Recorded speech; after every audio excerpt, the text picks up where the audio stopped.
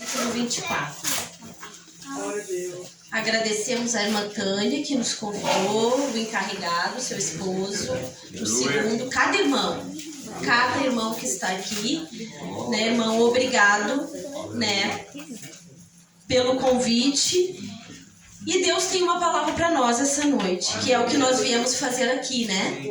Adoramos a Deus, louvamos ao Senhor. Cada hino que foi entoado aqui, meus irmãos, falou comigo, porque ele veio de encontro à palavra que Deus tem colocado no meu coração. Aleluia. E nós temos uma certeza na nossa vida, né? Nós enfrentaremos tempestades, mas nós temos a maior da certeza, não estaremos sozinhos, porque aquele que nos chamou é aquele que vai estar conosco, né? Mateus capítulo 7, versículo 24. A palavra do Senhor nos diz assim: todo aquele, pois, que ouve estas minhas palavras e a pratica, será comparado ao homem prudente que edificou a sua casa sobre a rocha.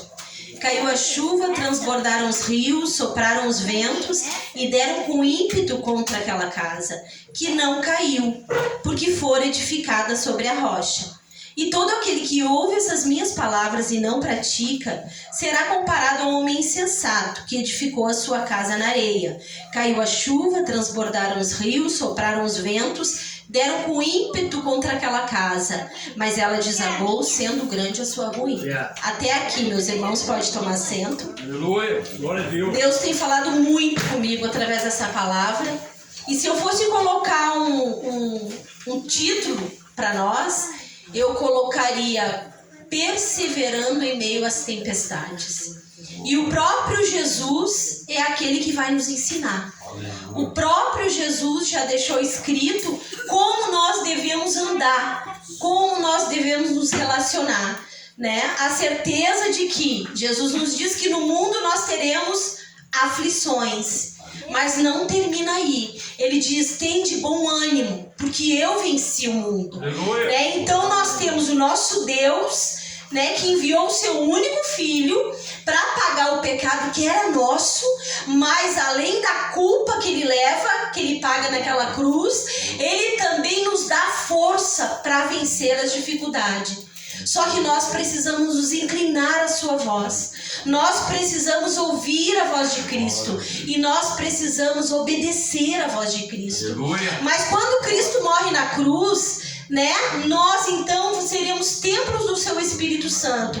E a culpa, a condenação que estava sobre nós, ele carregou. Só que agora, quando entregamos a nossa vida, somos o templo do Espírito Santo.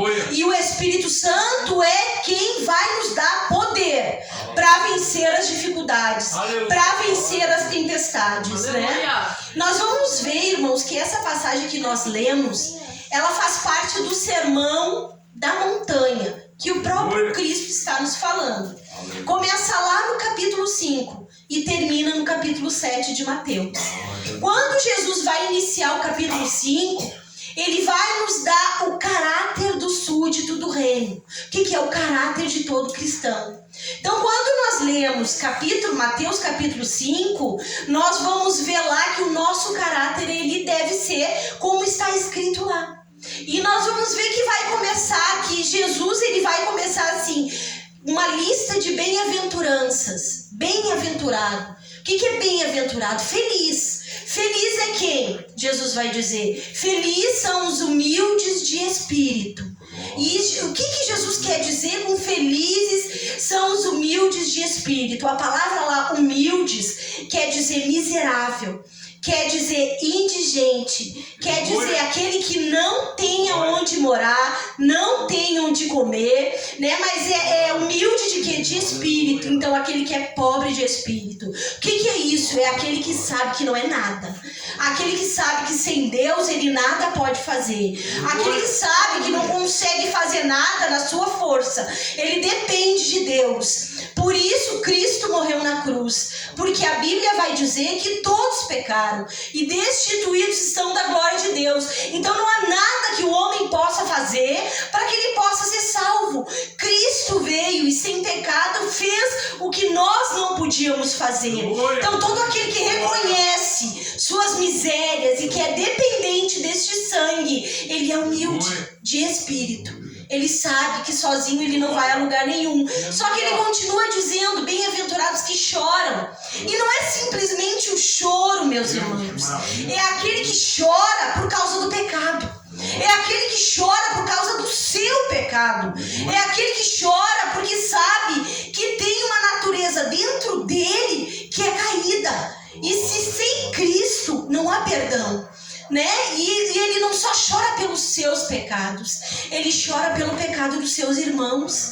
Porque quando amamos o nosso irmão, nós não apontamos o pecado do nosso irmão, nós choramos, porque sabemos que o pecado ele gera morte, e o único que gera vida é o Senhor Jesus. Então nós sentimos a dor daquele que caiu, nós sentimos a dor daquele que não venceu as tentações, porque nós sabemos que com o pecado, a única consequência será a morte. E Jesus vai nos dizer que o salário do pecado é a morte. Então nós, como cristãos que cheios do Espírito Santo, que reconhecem que não são nada sem Deus, que reconhecemos que se chegamos aqui, foi porque o próprio Deus nos sustentou, o próprio Deus nos salvou. Agora nós sentimos a dor do nosso irmão. Então aquele que não está aqui, que não venceu, ele necessita de nossas orações, ele necessita do nosso clamor, e a queda dele precisa doer em nós, precisa doer na nossa vida, precisa doer quando formos orar e lembrar que o nosso irmão precisa da nossa intercessão. E ele vai dizer, bem-aventurados humildes, bem-aventurados que choram. Eu não vou aqui descrever todos, mas bem-aventurados os mansos. E manso, irmão, não é aquele que não gosta de briga.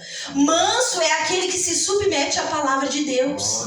Manso é aquele que não usa a força do seu braço para revidar uma afronta, não. Ele se submete à ordem do seu Senhor. Ele se submete à palavra de Deus. Então, quando ele é ofendido, quando ele é contrariado, quando ele é rejeitado, quando ele é esquecido, o que ele faz? Ele ora, porque Deus diz, paga o mal com bem, ora por aquele que te persegue, ama aquele que está te fazendo mal. É isso que Jesus está dizendo, que é o caráter. Então lá ele vai dizer mais, ele vai dizer aqueles misericordiosos, os que têm coração puro, os que têm um coração, são esses que geram o caráter de Cristo. Mas por que tem o caráter de Cristo? Porque o Espírito Santo está produzindo esse fruto dentro de nós. Esse fruto não é produzido por carne humana, meus irmãos. Ele é fruto de um crente cheio de um Espírito Santo, de um Deus que é santo. Então nem nós podemos nos orgulhar por refletir esse caráter. Nós precisamos ser gratos a Deus, gratos porque o Espírito Santo gera um caráter em nós. Então Jesus vai te explicar isso, e ele está no monte ensinando a multidão que está lá atento aos ouvidos, aos ensinamentos de Jesus. Só que ele não para por aí, ele diz a conduta do cristão, como nós devemos ser. Ele vai dizer que nós devemos ser o sal desta terra, que nós devemos que temperar esta terra que está em trevas, que nós devemos fazer a diferença nessa terra que está em ruína, terra sem amor, onde o pecado, o Deus com D minúsculo deste século, tem cegado as mentes dos incrédulos. É aqui que nós devemos temperar. Nós fomos chamados nessa terra por Jesus para fazer a diferença, para salgar, para onde estiver lá, quando chegar um cristão no meio do ímpio, lá haja a luz de Cristo brilhando, porque Jesus também vai dizer que nós precisamos ser a luz do mundo. Luz por quê? Porque a luz de Cristo reflete através das nossas vidas. Então Jesus vai dizer como nós devemos nos relacionar, meus irmãos, como nós devemos nos comportar, e isso leva-nos aqui a buscar o Senhor, porque nós precisamos estar humilhados na sua presença, e não é um dia nem dois, é todos os dias, porque nós sabemos que nossa vida é uma batalha. Nós não fomos chamados para uma colônia de férias, nós estamos em guerra, e a guerra é todos os dias, e todos os dias nós precisamos estar no altar, na presença de Deus, na oração,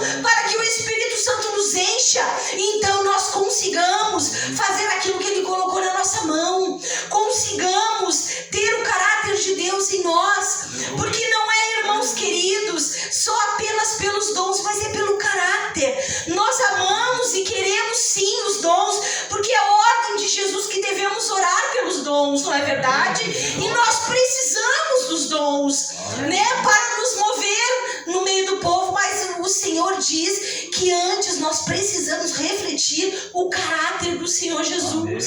Só que Ele vai dizer também como nós devemos nos relacionar com o nosso irmão. Então Ele vai falar do homicídio, né? Antigamente era necessário matar uma pessoa, hoje aquele que aborrece o seu irmão é considerado um homicida. Então nós precisamos entender que aquele que ouve a palavra de Deus, ele compreende que aquele que está ao seu lado é o seu irmão, é o seu próximo. E se eu machucá-lo, e se eu ofendê-lo, eu vou estar fazendo o quê? Matando uma alma preciosa. Porque agora nós não precisamos mais, meus irmãos, de uma arma de fogo. A Bíblia vai falar que nós temos algo em nós que, se não controlado, ele bota fogo, né, numa floresta, que é a nossa língua. E nós, com nossa língua, em vez de sermos edificadores, muitas vezes estamos assassinando os nossos irmãos, que foi feito à imagem e semelhança do Jesus, né? Nós não somos os únicos, então nós precisamos amar o nosso irmão. Ele vai falar do adultério, ele vai dar vários princípios. Por que Deus está dizendo? Porque nós precisamos o quê? Além de refletir o caráter de Cristo, nós precisamos ter um relacionamento com o nosso próximo. E há princípios estabelecidos pelo próprio